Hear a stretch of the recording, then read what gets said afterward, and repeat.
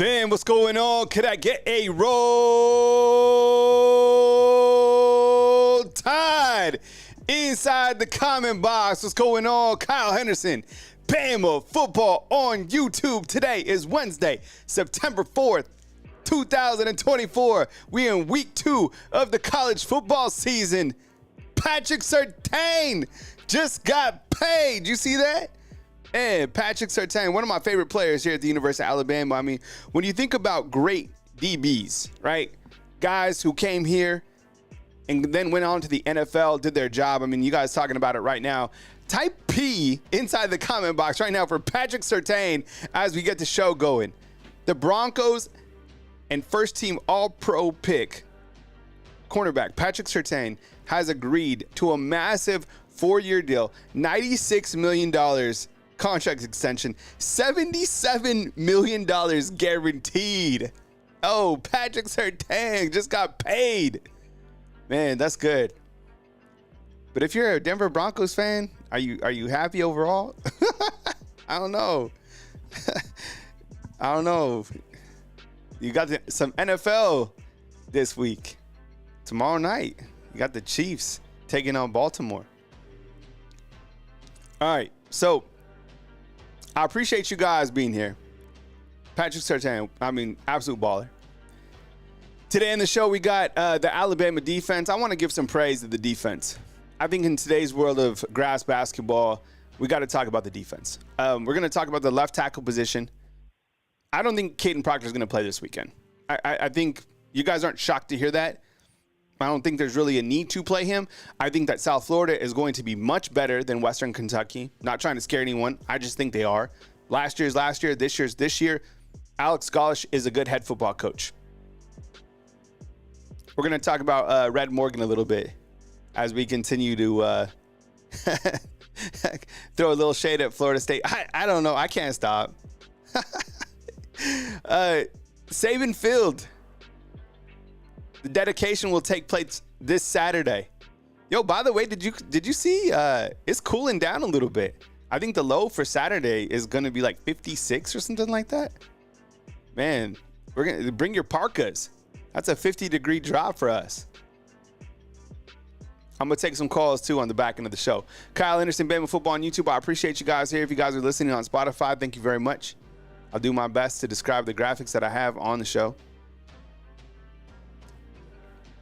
So just before I was rolling onto my show, yesterday, if you caught the back in the show, I was a little hot yesterday, right?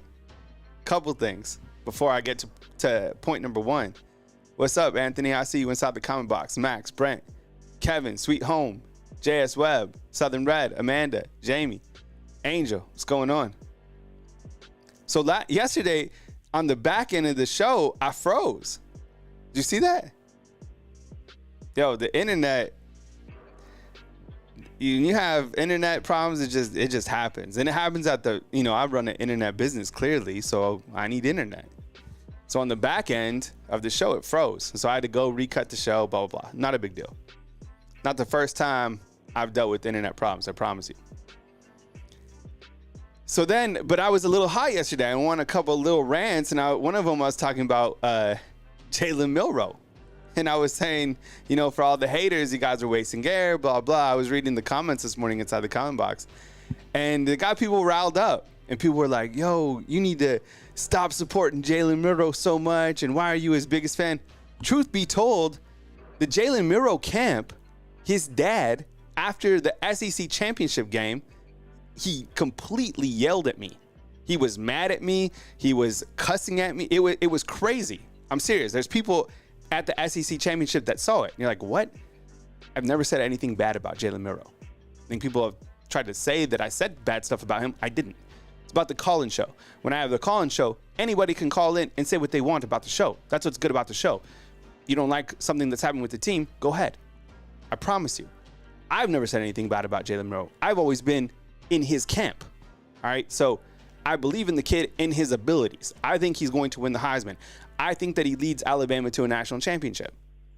The play that he had last night, light work, it was incredible. The dude accounted for 5 touchdowns.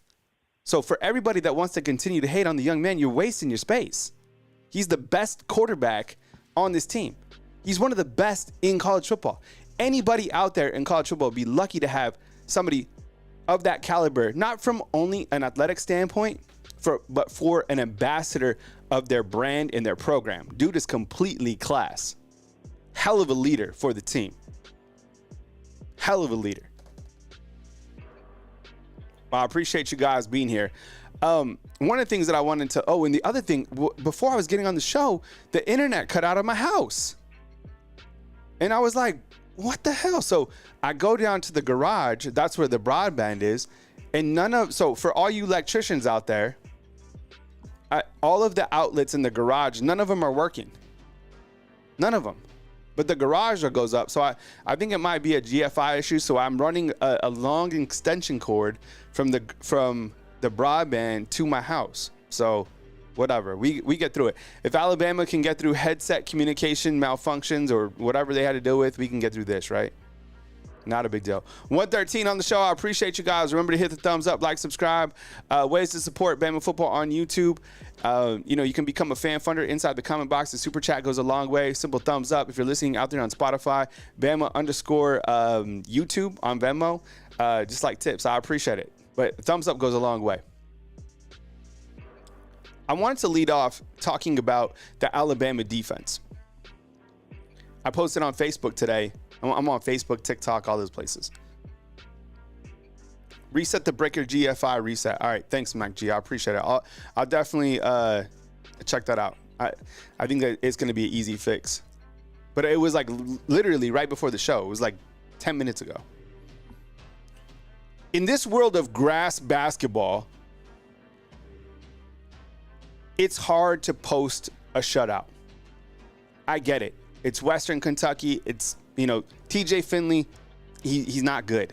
And in fact, I think Western Kentucky should play the other quarterback, Caden Veltkamp. That guy's, he's the guy. TJ Finley's not it. But Western Kentucky, with that said, they were in the red zone a couple of times against Alabama. One time they missed a field goal. Alabama was able to force turnovers.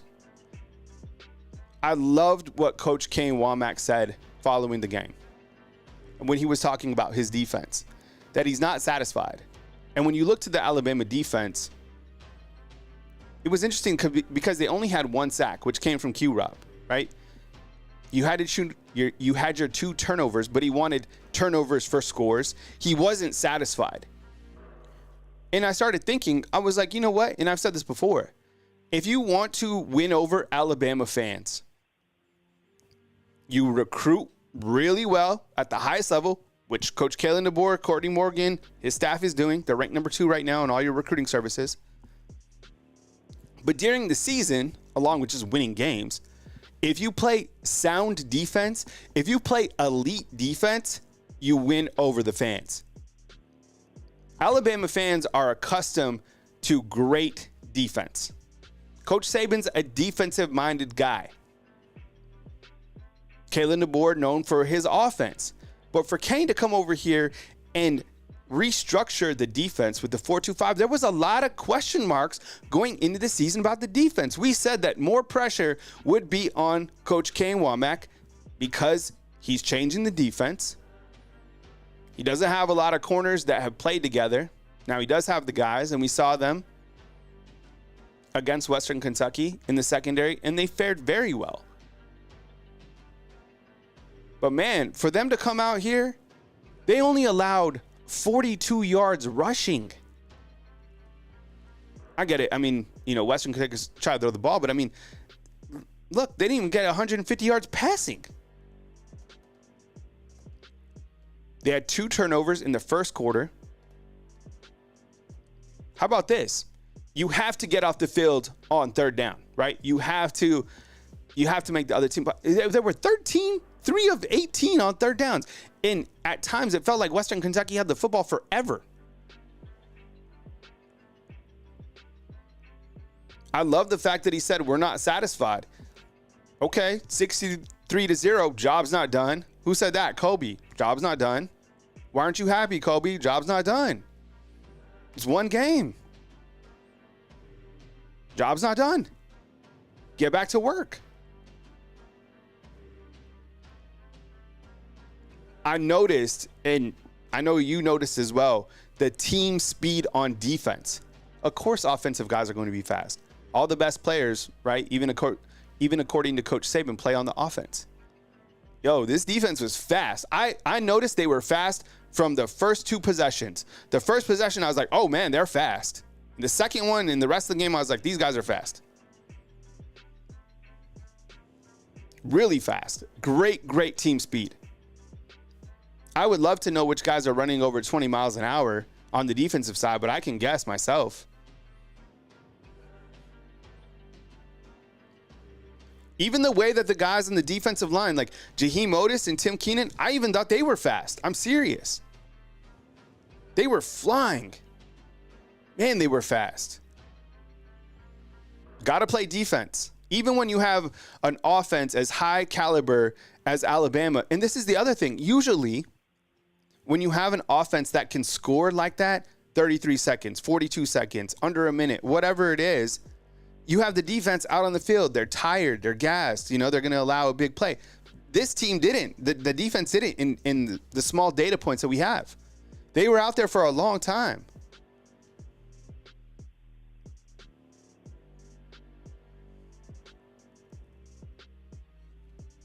So I love that point. Really fast. I have to talk more about Jahad Campbell and Deontay Lawson. That combo at inside backer is crazy. Quay Russo, man, what a game he had. And then James Smith, man, shoot. That guy's ultra talented. This game allowed Alabama on each side of the ball to get in a lot of different guys. Let me ask you something, Undefeated. There's been a lot of things that Coach Kalen DeBoer has done different than Coach Saban. Not that one thing's good or one thing's, better than the other. These are just a couple things that have been different to me, okay? Number one, it seemed like he played a ton more guys in the first game. Coach Saban would he would play his guys. He wouldn't run up the score, but he would kind of get you in a chokehold and keep the starters on the field. You didn't see a lot of, now you saw some freshmen play for sure, but not like this. The rotation that we saw was completely different. The other thing, he lets you talk to the offensive coordinator and the defensive coordinator, right, before the week. That's never been done. It's just Coach Saban, or it was, at the podium. The other thing is, how about this? The reporters were able to talk to a freshman after the first game. That was like forbidden. And I think a lot of this, like the emptying the bench, I wonder myself, yeah, you got to get a lot of these guys reps, but I kind of like it from make these guys feel a part of the team. In the past, when you started to have the transfer portal come up, you saw guys starting to complain on social media that they weren't happy or whatever, or posting ambiguous messages on social media that they didn't feel a part of the team. And then that leads them for other programs to slide into their DMs and be like, yo, like Iowa did to Caden Proctor. Now that you're playing all these guys, they feel a part of the team. I think it's a really good move because you get these guys to feel a part of the team. You build continuity. You keep these guys from predators inside the transfer portal. Just my take. Max Tooney, I appreciate you, man. Thanks for being here. North Alabama, what's going on? Alex, yeah, I think that's the number, 19 freshmen. And we highlighted like 5 or 6 of them that, were kind of the standout freshmen, but that's a lot. Almost 20 freshmen. Almost everybody played. Just 1 sack. I mean, that'll change, but those are the stats. And that was from Q-Rob. I appreciate you guys being here. Kyle Henderson, Bama Football on YouTube. The whole setup today, this is from the student store on each of these items are. This one's by what is the place down like the Ferg Center, the Ferg. This one's from the Ferg, and then this one's by Bryant-Denny Stadium. The Crimson Top. Patrick Sims, what's up, man? I appreciate the super chat. Super chat is basically a tip to the publisher. I appreciate it, man. Thank you so much. It goes a long way. Feels like nobody is talking much about the number of batted balls on the D-line. Those guys were batting balls down every few throws. Yeah, and that's why I bring up like a player like James Smith. I think he had 3 batted balls himself. That's important. I saw a lot of that too in the LSU USC game. If you're in the trenches and you're a defensive lineman, you got to get those big paws up, right? Create something in those throwing lanes. I definitely saw that though. Jonathan, what's up? Good morning to you. I appreciate you being here. D-Lo King, what's up, man? I appreciate you. D-Lo King saying, I can't wait to see Richard Young play. More beautiful. We don't hear you talk about him as much. You know, in the opportunities that he had, he got a little stuffed up. I think Western Kentucky played their best defense when Richard Young came into play. Daniel Hill and Kevin Riley also getting opportunities. All right, let's move on to point number 2 and talk about the offensive line depth chart without Caden Proctor. Look, it hasn't been official. I think Coach Kalen DeBoer has to make an announcement tomorrow. I don't think he's going to play based on what I hear. Caden Proctor, I'm sure you've seen it. It's a shoulder injury. You look up shoulder injury, there's a variety of shoulder injuries that could happen. I'm even battling a shoulder injury right now. I have a doctor's appointment at 12, okay? So there you go. My shoulder, it's my left shoulder. And I hopefully it's just a muscle strain, and I'm hoping that there's nothing more serious. So I appreciate, you know, the positive thoughts and prayers. All right. Did you get, yes, I got my workout in this morning. Absolutely. But I didn't do like any like push-ups or anything. I modified just all legs. I don't know what the shoulder injury is regarding Caden Proctor. People are throwing out different things. Good morning, Ronald. I don't know what it is. I don't think he's going to play this Saturday. And I don't Jonathan saying it was dislocated. That's what some people are saying. Coach Kalen DeBoer said it was something that they could manage. I don't know. He didn't really go into detail, and he doesn't have to. Now, Alabama released some photos yesterday from their football practice. You can watch it on Instagram or on Roll Tide. If you're a fan out there, you can check out those photos. They didn't really show who was working at left tackle, but there's kind of a theory out there that say it could be even Tyler Booker could be getting reps at left tackle. That's something that's out there. I don't know. This is how I would imagine what you see the offensive line look like on Saturday against South Florida. Another super chat up in the house from Patriot Life. Thank you so much, man. I appreciate the super chats. Kevin, thank you so much, man. And Patriot Life as well, helping to support the show. Thank you. I really appreciate it, honestly. Thank you. But I think when the guys run out on the field, it'll look like Elijah Pritchett, Tyler Booker, Parker Brailsford, Jaden Roberts, and Wilcom Formby. And look, Elijah Pritchett was going to be the left tackle if Caden Proctor didn't come in.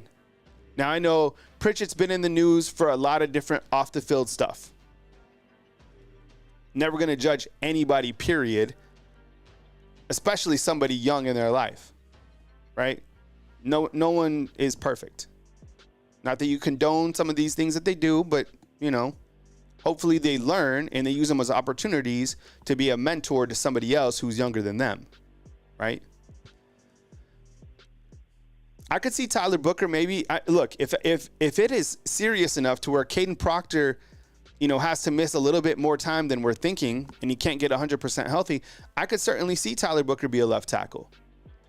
And you have Geno Vandermark. See, and the reason I'm saying this, it looked like Geno Vandermark in this specific photo was at left guard. So this photo looked like this. Wilcom Formby on the right, Jaden Roberts at right guard. Center was Parker Brailsford. The left guard was Geno Vandermark. You couldn't really see who the left tackle was. I could theoretically see it being Tyler Booker just in an emergency situation to put your best offensive lineman at left tackle. Because Geno Vandermark is pretty good. He transferred here from Michigan State. Just so you have, you know, just how you see Tyler Booker maybe working at left tackle. I don't know. Elijah Pritchett saw 34 snaps. There were so many offensive linemen that saw snaps. McVay saw a lot of snaps at tackle. So did Nyquil Bentre, the Texas A&M transfer. How would you guys feel? Let me ask you, Undefeated. How would you feel if Tyler Booker, if they put Geno Vandermark at left guard and they put Tyler Booker as an experiment at left tackle? I wouldn't be mad about it. I think Tyler Booker is versatile enough to play left tackle if he needed to.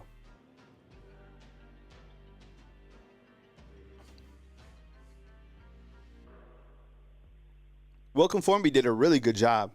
There was a couple plays where Wilkin Formby and Jaden Roberts, they pooled. There was plenty of times where I saw Parker Brailsford pool. Yo, Parker Brailsford did really good.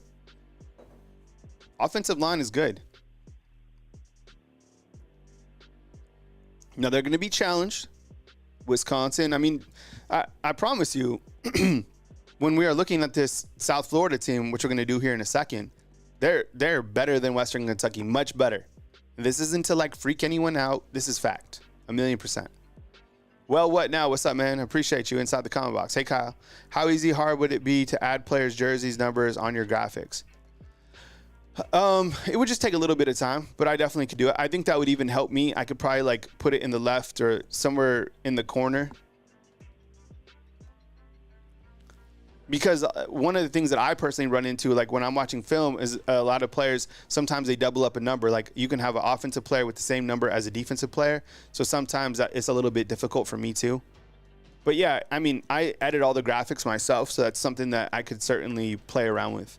I'm all about the aesthetics of the graphics, and I think it helps you, the viewer, when you're watching and when you're looking at the graphics to be able to tell the numbers so you can relay that to game day, right? I'll write that down and just see how it looks. Numbers on jerseys. Okay. It's written down. All right. Bleacher Report has actually asked me to do a show today, a live show, which is pretty cool. I'll be on at 5 p.m. Central Time on the Bleacher Report app. I'll be on each Wednesday during September talking Alabama football, probably like 30, 40 minutes. It'll be something similar to what you see here. But it was another opportunity that came up, which I'm grateful for. So they reached out to me. So at 5 p.m., if you have the Bleacher Report app, you can catch me previewing this upcoming game, talking Alabama football on Bleacher Report. All right, B Wood 22 in with a $5 super chat. Thank you, B Wood. I appreciate it. Sorry to derail the conversation, but can we take a moment to talk about Bama's first game on August 30th, 2025? It's going to be amazing. Is that the game against, all right, I'm going to look this up. Alabama football schedule 2025. Is that Florida State? Oh, this is perfect. This interest, your super chat comes in at the best time, okay? Because you know I like to get on the Florida State Seminoles. All right, so look. This was posted by Red Morgan. I think it was on Snapchat, I think. So Red Morgan, if you rewind, he posted this message on social media recently, and he's like, it's when he committed to Florida State. And he's like, so glad I didn't go to this MFer. Because you see the wheels starting to fall off at Florida State. You know what? Jenny, what's up? Inside the house. Hey, before we get going on Red Morgan, Jenny's up in the house. Jenny is battling cancer right now, okay? Battling cancer. We have an emoji that offers support for Jenny as an Alabama football fan. She's a huge Alabama fan. Met her during the spring. There's a pink ribbon inside the comment box. Could we please hit that to show Jenny that we support her, please? Thank you. Jenny, what's up? I see you. Thank you for being here. So anyways, Red Morgan posts, so glad I didn't go this effort. So think about it like this. You could wake up, there's people waking up that are Florida State football fans and are watching their program continue to trend the opposite direction. We're entering week 2, theoretically, since they've already played 2 games and they've lost to 2 conference opponents, that they're out of the playoffs. That their quarterback, they already are thinking about changing out their quarterback, their prized quarterback. Man, and just like I said, thank you for the emojis inside the comment box, undefeated. Yeah, I appreciate you guys getting Jenny's back. Jenny, we love you. We appreciate you. Keep battling. Every single day, keep battling. And I know it's easy for me to say. I got a tiny little shoulder injury. You're battling cancer. You're a warrior. We appreciate you. There's a lot of people that, have prayers and support for you. I'm certainly one of them too. Keep fighting. We appreciate you. I've said this many, many times going into the season. All these schools that are landing these recruits, Auburn, it's happening to Florida State right before your eyes. You're going to see them not be a cool school anymore, not be an it school anymore. It just takes one loss, two losses. And this tweet, right, this comment by Red Morgan, other recruits are going to see this and be turned off by what's happening at Florida State. I promise you, it's already happening. It won't take long. And it can happen to anybody, including Alabama. It can happen just like that. That's why it's so important to maintain that momentum. Florida State hasn't won a game since December 3rd.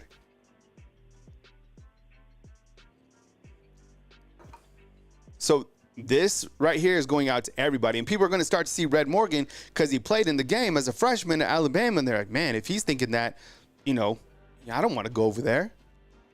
I don't want to be a part of that train wreck. Yikes. Yeah, this is like the graphic that, heard around the world. 214 up in the house. What's going on? Kyle Henderson, Bama Football on YouTube. I appreciate you guys being here on Wednesday, September 4th. I hope you're having an amazing day right here on Bama Football on YouTube, previewing this upcoming matchup against South Florida, led by head football coach Alex Golesh. I was listening to his press conference. It was posted yesterday. I thought about bringing it here. He didn't really say too much. He kind of dodged, bobbed, and weaved some questions. He did say this. Now, it's interesting. He has an interesting story, and I think he's a very good football coach. This will be the fourth consecutive season that he has played Alabama. And you're like, what?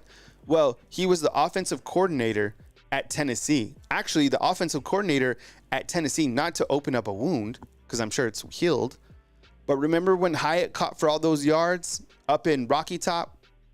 Tennessee won that game. Well, guess who the offensive coordinator was? Alex Golesh. Now, following that year, he goes down to South Florida, where he's done a really good job resurrecting the Bulls. No doubt. I mean, look it up. They're certainly a team on the rise in the AAC. They're a team that has a very, very talented quarterback. Byron Brown. You remember him from last season. He's big. He's powerful. He's not as dynamic as Jalen Milroe, but he brings in that same type of versatility, meaning that he can throw, he can run. Last week against Cookman, he had 152 yards passing, 78 yards rushing. And you remember what he did last year against Alabama. And I'm sure this will be part of their game plan, is to stretch the field wide and to run him up the middle. Now, good for Alabama in this 4-2-5 defensive front. The inside linebackers are the best in the country. But last year, he did a really good job. I think he ran for over 100 yards against Alabama. And we get it. And even Coach Kalen DeBoer said, he was like, last year's last year. I wasn't a part of that. But I think for the Alabama football fans and some of the players, they're like, yo, let's put it on this team. Let's give it to them. I was in Tampa last year for this game, and the fans were in it. This game was tight. And Alabama was penalized for the 17-3 victory. They were. The rest of the season, they were penalized for it. That's why I don't understand, when we're even talking rankings after the first week, why Oregon isn't penalized for a game that's close with Idaho, or Michigan, a game that's close with Fresno. If Alabama and Idaho, if that game was close, could you imagine what would happen? Just that's the standard that Alabama's held at. Oregon's not held to that same standard. I don't like it. Watch, the back end of the season, Oregon will start winning and people will be like, oh, well, that was the beginning of the season. It doesn't matter. But if that happened to Alabama, everybody, you look to this game against South Florida, you know what? Jalen Milroe didn't even play in the game against South Florida. Alex Golesh, yeah. And look, Alex Golesh is confident. He said in his press conference, he's like, if we're at our best, I think we can beat anybody in the country. I get it. That's the coach mentality. But I think Alex Golesh comes into this game, feeling good about his squad. Really, I'm serious. I think he does. I think a guy like Tyson Helton last week is like, okay, let's see what we can do against Alabama and focus on our conference schedule. I think Alex Gollash comes in seeing what they can do, playing like the underdog, like a huge underdog. What is it? What is the line, Jarvis? 31.5? But he hasn't played Milroe. He didn't have to deal with Milroe. He had to deal with Tyler Buckner, who got to start last year. Remember that? I was catching a plane. I was in Atlanta, and I looked at my phone. You know who sent me the text? It was Toby out in Leeds. He texted me, and he's like, hey, did you see that Tyler Buckner got named the coach? I was just about to board a plane, and I went live. That's why it's just better for me just to stay here in my studio, you know, plugging it out, extension cord to run the internet, good to go. Minus 31, Alabama. That's a lot of points. I figured Alabama. I think my final score, my score prediction for last week, I think I have it somewhere here, was like 52-3 or something like that. I thought they'd kick a field goal. Actually, now that I look at it, it was kind of close. This one, I'm not sure if Alabama wins by more than 31 points.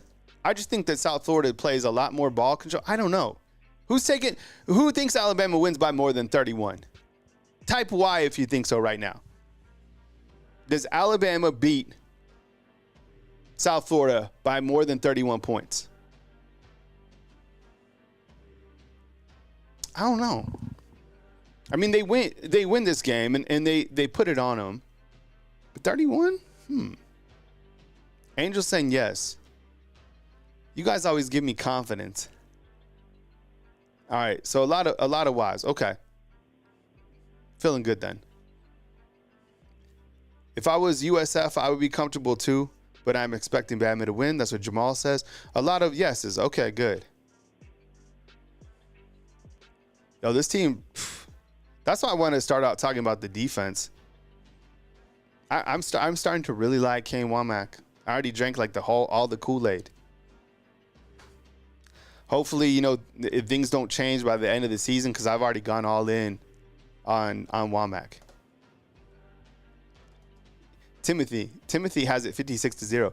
You imagine Alabama shuts out South Florida, two straight shutouts? Man, Womack, that could be a guy that isn't going to be here long. Let's just face it. But we understand that as Alabama football fans. We understand that the guys coming in are future NFL coaches. This has happened for, you know, the 17 years that Coach Saban was here, right? The weather's supposed to be great, too. So get out there and enjoy yourself. All right, I'll go full screen on this. This coming Saturday will be really cool. You're getting the field. It's going to be dedicated to the greatest college football coach of all time, Coach Saban. There was a lot of people that felt when this news got released that they should have named the stadium after him. Stadium, you know, more than the field.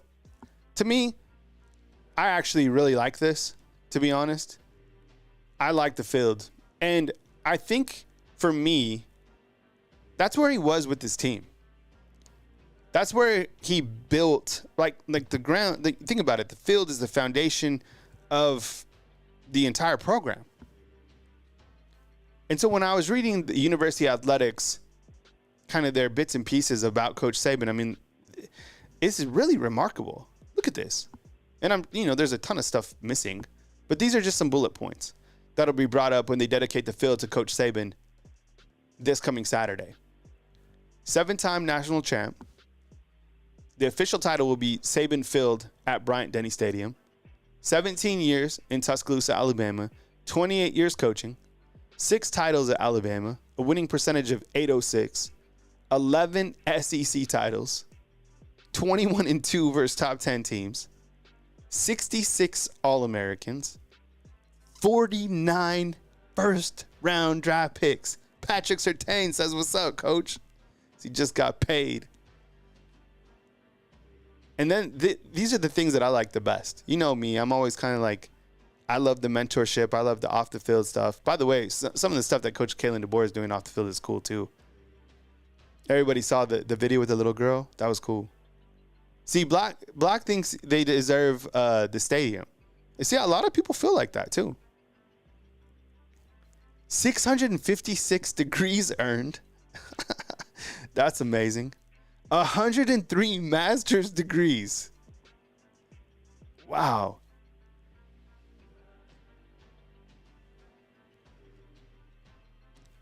$13 million distributed back to, different causes through the Knicks Kids Foundation. Miss Terry, really big into teachers in the Tuscaloosa area. She was a teacher. And then my favorite is the 21 homes that they built through Knicks Kids Foundation and Habitat for Humanity. I had a chance with my workout group, F3, this year to be a part of a home building in Tuscaloosa, actually in the same area where Coach Saban and Miss Terry are building their homes. And it was a really amazing experience. That was the first time that I've ever done that. They've built 21 homes, and I never really understood that. I know this may sound silly, but kind of the impact of them building like a home for somebody. But the young lady that Habitat for Humanity was building the house for when I was helping this year, man, she had so much gratitude, and she was so thankful. So Coach Saban and Miss Terry, they built 21 homes, like homes, right? And one time I asked Miss Terry, I had a privilege to ask her a question, and I asked her, why is it important for you to give back, you and Coach Saban? And she said, and I'm paraphrasing here, but she said they grew up with their parents and they gave, right? Like that was part of their culture. That was part of their family. And it could have, like, their parents didn't have much, their grandma didn't have much, but it was part of them. So I love to see how they've taken care of their community here in Tuscaloosa. And you're going to have the Saban Center too, which is cool. So the Tuscaloosa News, if you've ever been here in Tuscaloosa by the amphitheater, I guess they're going to bulldoze that, and that's going to be the Saban Center. Hey, Raphael, what's up, man? I see you coming to us from Long Island. That's what's up. Appreciate you being here. Jawan Carrick, good morning to you. Bob, I see you. It just said 806 winning percentage. I don't know if that's just for Alabama or if that's overall. I'll look into that though. Good question. Jawan Carey is mentioning Ryan Williams and Jalen Milroe, their new podcast. Yeah, it's called The New Wave. It's produced by the University of Alabama. So the cool thing is now for the students here, they have inside Bryant-Denny, they have an area that they're dedicating just to like podcasts and videos, even like this, for the players to get on and create a podcast or videos themselves. So definitely check it out. It's Ryan Williams and Jalen Milroe. You can just type in New Wave and go search it out. Yesterday I just got me some gear, truth be told, from Athlete's Thread. That's an area where you can buy different gear. I have a Jalen Milroe hoodie coming in, and I have a Ryan Williams. So that's what we are discussing today on the show. I'm going to open up the call-in line. I'll take some calls on the back end of the show. If you hear a busy tone, that means the lines are taken, but the call-in line is open right now. 205-850-1994. I'll talk about any of these topics on the board you want to discuss. You can go round the horn, talk about your concern with Alabama's offensive line, now kind of the status that it's up in the air with Caden Proctor. I would say that he's not going to play, but that's not official. Yeah, Jarvis hit me up. Yeah, the hat game, I mean, I have so many hats. You know what? I was just looking for some sort of like a hat organizer because I have a small office, I have a small office closet. And watch, I'll show you some of the hats that I have. I wait for you guys to call.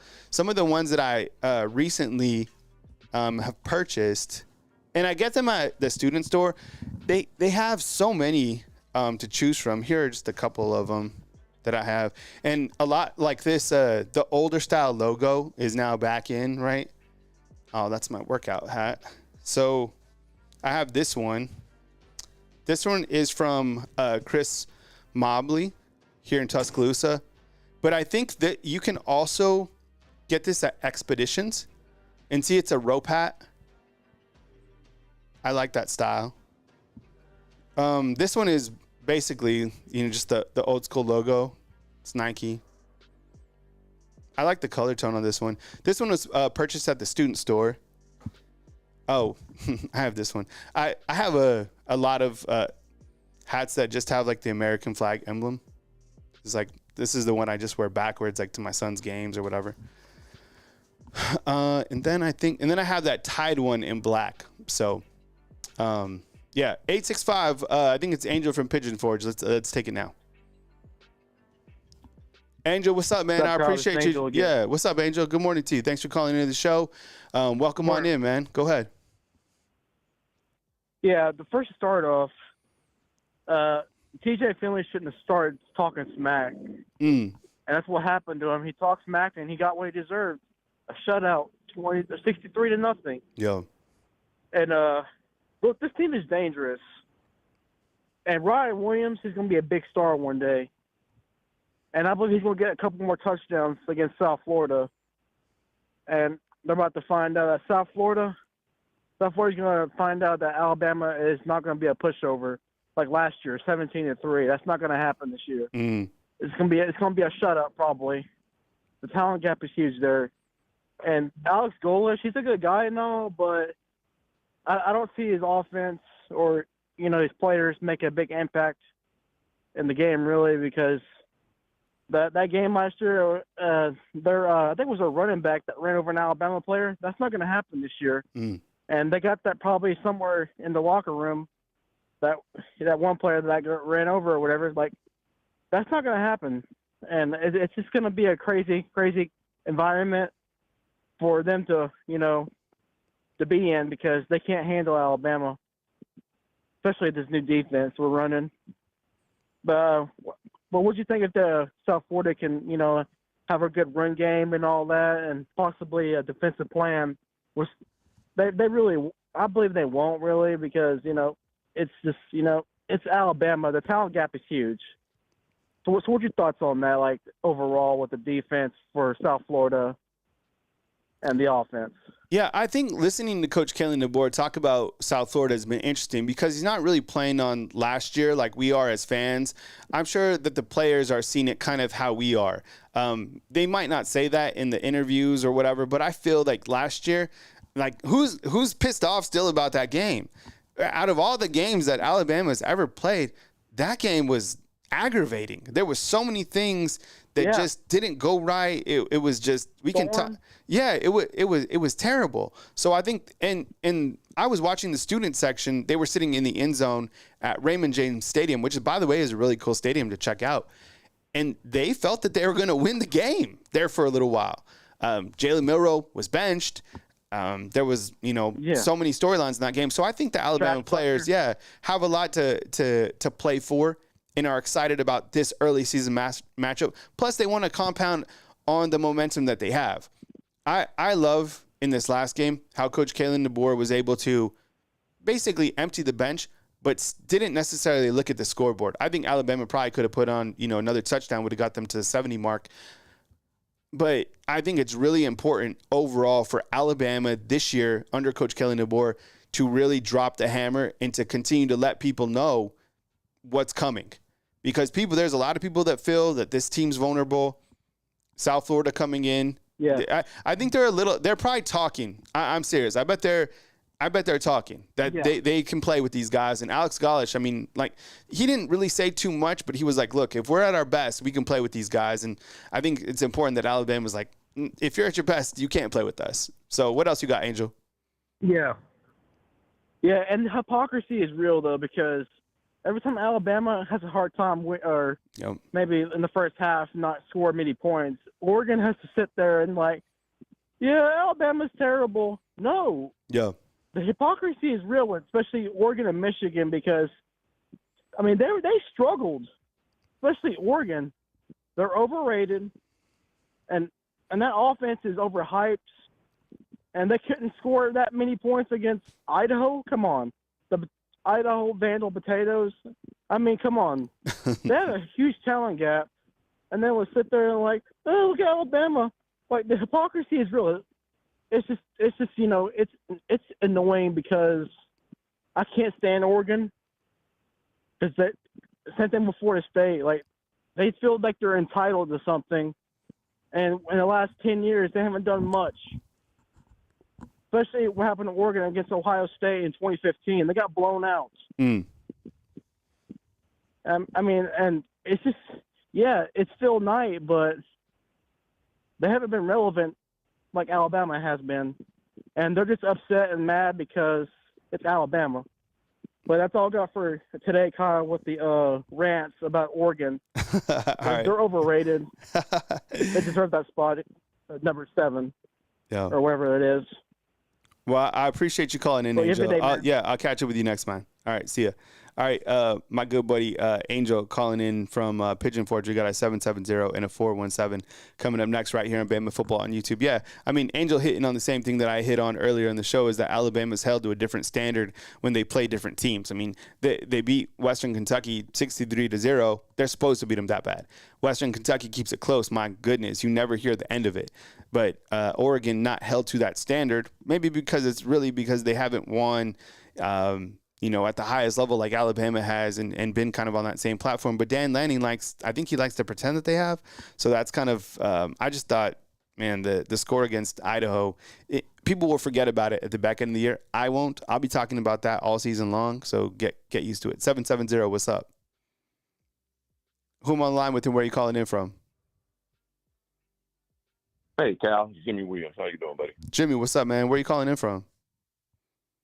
That's a 770 number, but I live in Birmingham, Alabama. Right. Cool, man. I appreciate it. All right, we got Jimmy calling in from Birmingham, man. Welcome to the show. Come with it. Hey, man, first of all, I want to say, man, you always rocking the gear. Man, you be rocking the gear, brother. I appreciate it. I got to give that to you. Yeah. Hey, but I'm going to tell you, man, a lot of folks said Nick Saban, didn't really care about his players. But, I mean, you got to think about what he's done. He's graduated players. The championships. I mean, I think he's a player person. And that's why he always rants, But I think that statue that he has and everything that they're doing for him, man, he deserves it. All the championships we got there. So, I mean, Saban, he's the GOAT for a reason. And I think he deserves everything he's going to get, him and his wife, Terry. They're doing stuff for the community.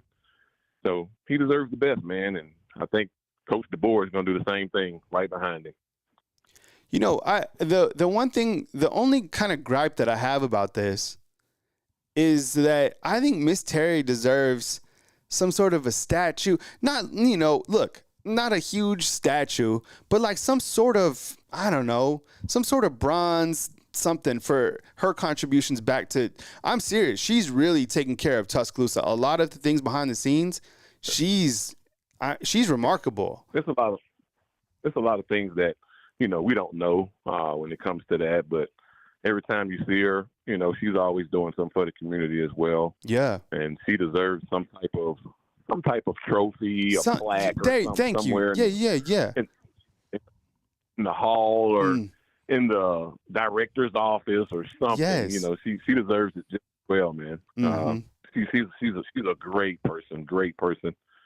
And like I said, I think both of them, of course, Nick Saban has done everything for Alabama, and he deserves the best. And, hey, he still got an office there. So how sweet is that? Yeah, and I like the fact that, like, even with College Game Day, which, by the way, I can guarantee you their ratings are now through the roof with the addition of him. I like that on the College Game Day bus that they have Coach Saban in his crimson blazer. Yeah. Like, they're not trying to change him. Like, look, he's Alabama, so keep it that way and let him be who he is. Exactly. That's true. You made a point there, too. So I just think I think we're in good shape again with DeBoer, and I'll be honest with you, if everybody can probably chat in and give a prediction of this score with South Florida, I'll give you my prediction. I'm thinking probably like a 56-7 or 10, and I'm giving them 10 to be nice because I think the defense is faster. They're kind of all over the field now, which is good. And I think we're primed for this year. And Jalen keeps doing what he's doing. I think he'll get the Heisman as well. All right, Jimmy. Well, I appreciate you calling in from Birmingham, man. Please call again next time. I appreciate the dialogue, man. Hey, I'm always on your show, listening every day and putting my chats in. You're doing a great job, Kyle. Keep up the great work, man. Thank you, Jimmy. Have a nice day. Yes, sir. You too. Bye. All right, we got a 417 coming up next right here on Bama Football on YouTube. I appreciate you guys live on Monday at 10 a.m., Tuesday 9 a.m., Wednesday 9, Thursday 9, Friday 9, Saturday, game time, Sunday, kind of a monologue, if you will, giving my take about the game, like 10 things you learned or something like that. I can't wait for this coming weekend, this Saturday. Just the weather's going to be good. You start to get to the middle of September. You got Wisconsin. Look, I know it's a one-game mentality, but I'm looking forward to the games on the schedule. I'm excited for the Wisconsin game. I'm excited for the Georgia game. I'm excited to see this team go on the road. I'm excited for this team to play Vanderbilt in South Carolina. All the teams. All right? I love college football. All right. 417's up next. Hey, what's going on? You're on the line with Kyle Anderson. Who am I on the line with and where are you calling in from? Hey, Kyle. It's Timothy. I'm calling in from Washington. Timothy, what's up, man? I appreciate you calling in from the state of Washington or like D.C.? Oh, the state of Washington. Okay, all right. So have you been following Coach Kalen DeBoer for quite some time, or are you just up there recently, or what's your take, man? Timothy, welcome in from Washington.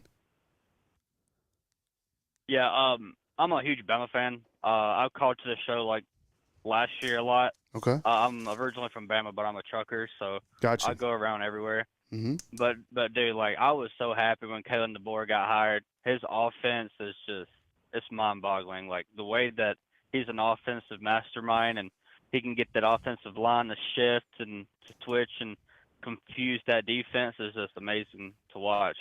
And we saw that come to fruition, in his debut because and all these talk show hosts, they say, oh, it's Georgia this, Georgia that, Ohio State this, Ohio State that, Caleb Downs this. But what they don't understand is Alabama has the second, maybe the first recruiting class in 2025. They ain't going nowhere. They got Kane Womack at that 4-2-5 defense. That defense is going to swarm like they did that Saturday. I'm looking forward to that Georgia game and that Oklahoma game and that Tennessee game. Mm-hmm. Wisconsin gonna get the brakes blown off of them too. They ain't nobody. They almost lost to that FCS team that they played. It was 28-14. So it's just everybody talking about Georgia this, Georgia that. That Clemson game, I was watching it that entire game. That first half, Georgia could have been behind by 20 points if Clemson had a better quarterback. Mm-hmm. With that being said, Georgia's defense it's a lot better, but Ra Thomas is off the team, so they don't have to worry about him anymore. Yep. But I think Alabama got Georgia once again this year, and sorry, Georgia fans, but y'all gonna have to cry about it. I was watching the Georgia and Clemson game. We're on with Timothy calling in from Washington. The first half of the game, I have to say that Clemson's defense, they look pretty good. I think even Kirby Smart at halftime was like, their defense is good. Now, they made adjustments, and I think the talent gap separated in the second half, and Georgia's able to run away with that game. I do like Carson Beck. I mean, the guy, nobody talks about a quarterback who nearly threw for 4,000 yards. I still need to see more from their wide receivers, but they clearly got guys on defense. They're good, and they have a really challenging schedule this year. I mean, you look to the fact that they go on the road to play Texas. They go on the road to play Ole Miss. They come here to Tuscaloosa to play Alabama. So those are 3 challenging games on the road.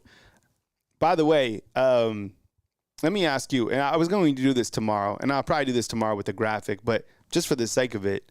So the game of the week is Texas traveling to Ann Arbor to take on the defending champs, the Michigan Wolverines.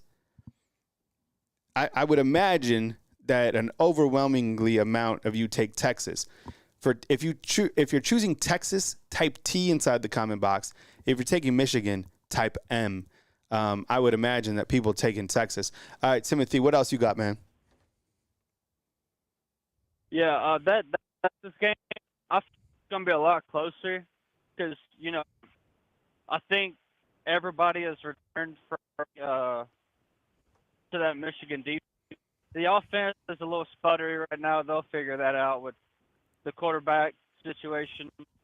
But I'm kind of taking Michigan. I'm leaning towards them because it is in Ann Arbor, Mm. and their fans go freaking crazy. It's one of the loudest stadiums in all of college football. But going back to that Georgia thing, no one, like a homer, or I must sound pretty biased, but I see Georgia as a 3-loss team this year. It's a hot take for sure, but they got Ole Miss, and Ole Miss is just on that defense. Hey, Timothy, you're kind of cutting out, man. We'll catch up with you next time. Timothy, be safe on the road, man. I'm sure you're driving or something like that. But Timothy with a good call from Washington. Appreciate you. Timothy, I think, was leaning kind of towards Michigan. I would be surprised if Michigan does. It seems like, the majority is going for Texas now for this coming game in Ann Arbor. I'm taking Texas as well. I need to see a little bit more of Michigan, but Michigan has a lot to play for, right? Their new football coach, they're at home. They didn't play well last season. Floating out, on the top 10, people not buying into them.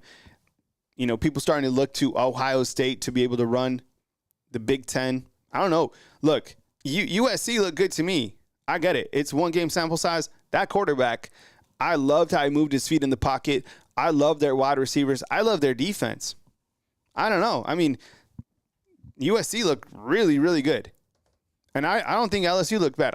I know I got a lot of flack from people having LSU still in my top 10. I thought that was a great game. And somebody said LSU or USC just, ran through LSU. No, they didn't. That was a good game. It was back and forth. I thought USC was going to go and kick a field goal there at the end, and they actually scored a touchdown. But I thought that was a very even game. LSU was good. They're a good team. USC is better. All right, 205, you're up next. Hey, what's going on? You're online with Kyle Henderson. Who am I online with, and where are you calling in from?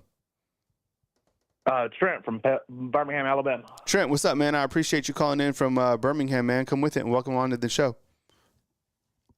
Oh, yeah, man. I just want to say I love the show, and I know yesterday you hinted at this a little bit, but how awesome was it seeing so many different players hit the field with, the injury bugs we've seen over the last 5 years, and then we have to let these new players come in that minute, and they're not ready because they haven't had game time yet.